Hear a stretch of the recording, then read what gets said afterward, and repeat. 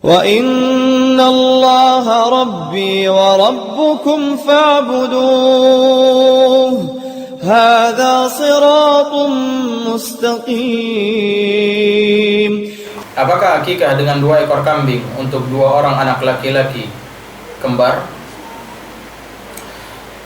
Untuk 2 anak laki-laki kembar, ya, disebutkan nasnya itu 1 orang laki-laki maka 2 ekor kambing.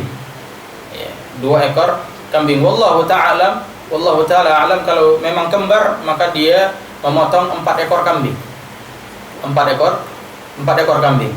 Dan kalau dia tidak mampu, dia boleh memotongnya 2.